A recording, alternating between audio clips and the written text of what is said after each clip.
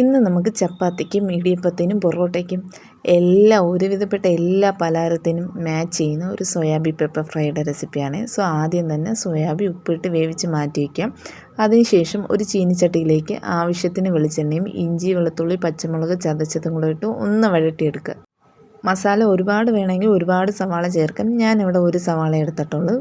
പിന്നെ പകുതി തക്കാളിയും കൂടെ ഇട്ട് ആവശ്യത്തിന് ഉപ്പിട്ട് നന്നായിട്ട് വഴറ്റിയെടുക്കുക. ഇതൊന്ന് വഴണ്ട് വരുമ്പോഴത്തേക്ക് പൊടികളായിട്ട് മല്ലിപ്പൊടി കുരുമുളക് പൊടി ഗരം മസാല ഇതെല്ലാം കൂടെ ഇട്ട് നന്നായിട്ട് അതിൻ്റെ പച്ചമണം മാറുന്ന വരെ ഇളക്കി വഴറ്റിയെടുത്ത് ഇനി നമുക്ക് വേവിച്ച് വെച്ചിരിക്കുന്ന സോയാബീൻ കൂടെ ചേർത്ത് നന്നായിട്ട് മിക്സ് ചെയ്യാവേ.